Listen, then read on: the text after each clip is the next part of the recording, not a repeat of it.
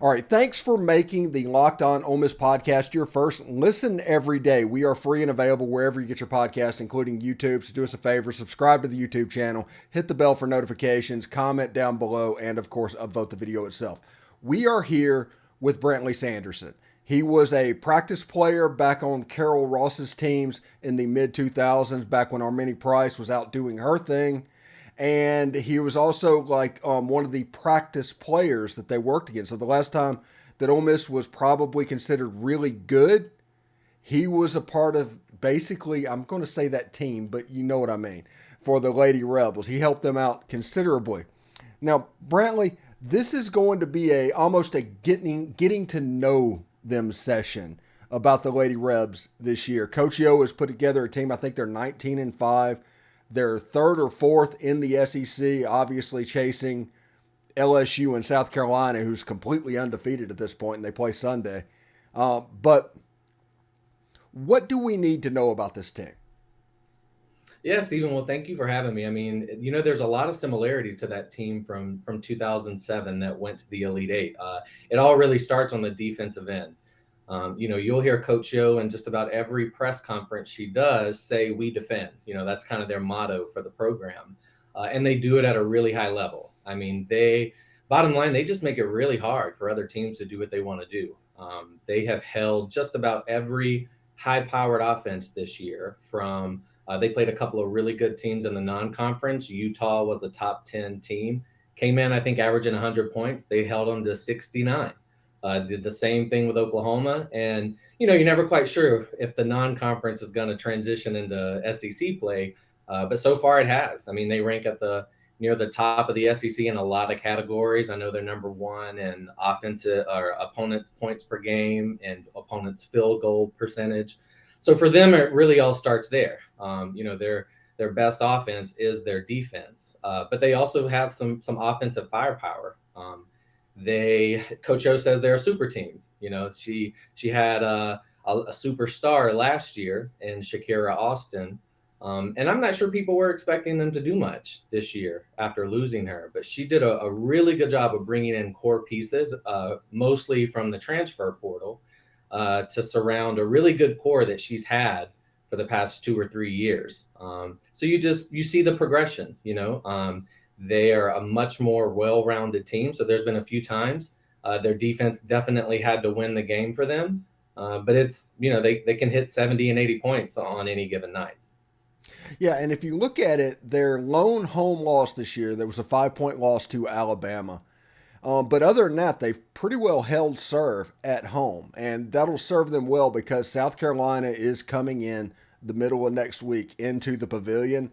That'll probably be the biggest Ole Miss women's basketball game that has been played in that building, and I encourage everybody to go see it and go check it out because of what it could mean. Because on top of everything else, South Carolina and LSU plays. These are human beings. These aren't robots. They're going to put a ton into that game. They know that. The chance for Ole Miss to get South Carolina after that game is exponentially higher, is it not?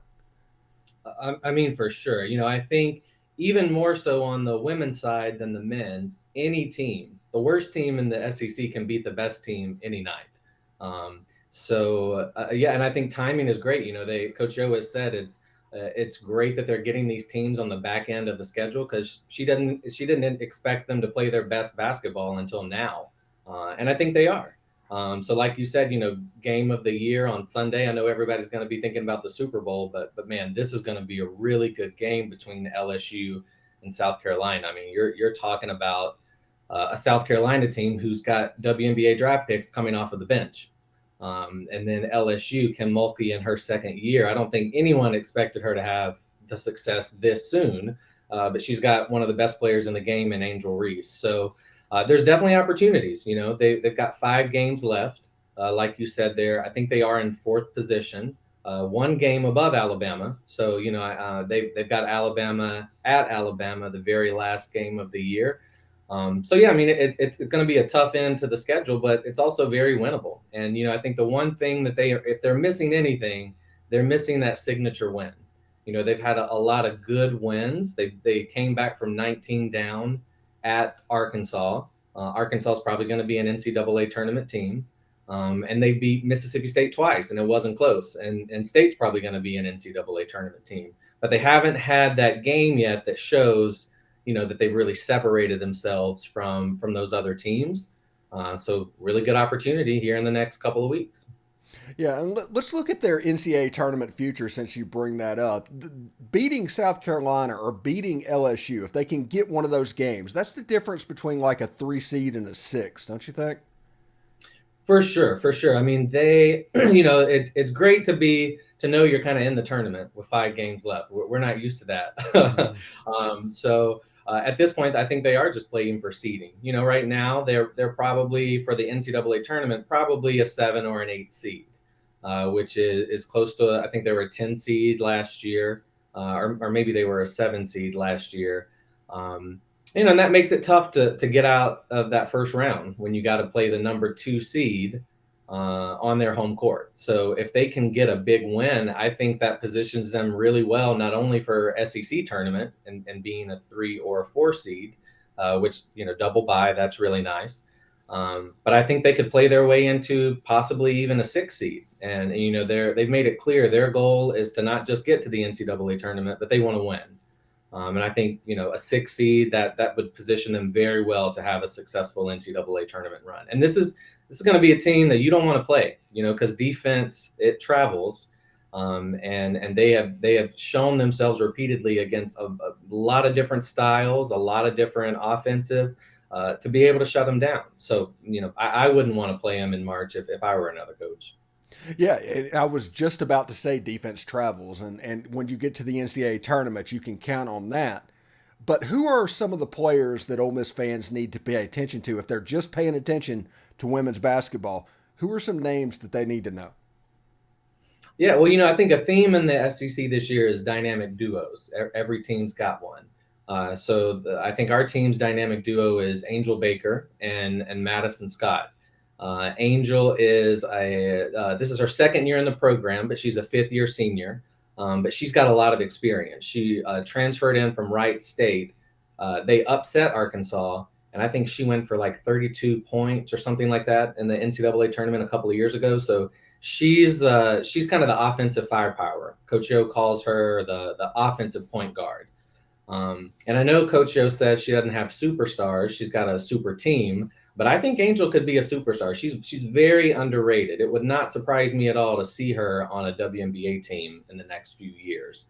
But she's just really hard to guard. She can score at all 3 levels. She's really deadly behind the 3-point line, and so she gets the team in a position to do well when she's firing. But you've also got Madison Scott, who I think is really the leader of the team. Who, she was if you might remember, she was a 5-star recruit a few years ago, which was the highest recruit Ole Miss ever got for women's basketball. And she's just gotten better every year. At the beginning of the year, Coach Yo said she needed her to average either 14-8 or 12-10 for them to do well.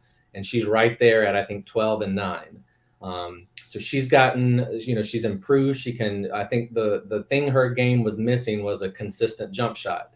And she's got that now, so it's really hard to guard her.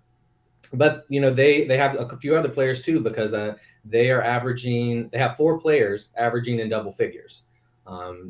The main player I think that's going to be key to their success beyond those 2 is Snutta Collins.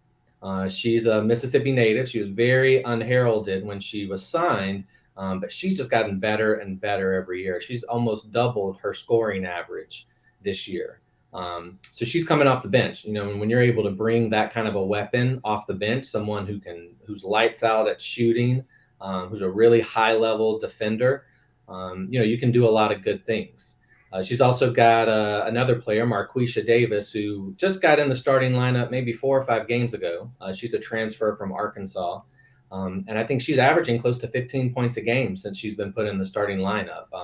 So again, you never know who's going to step up on any given night.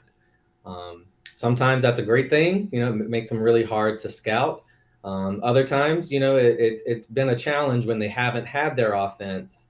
It hasn't always, again, especially against Tennessee. It's always hard to win at Tennessee.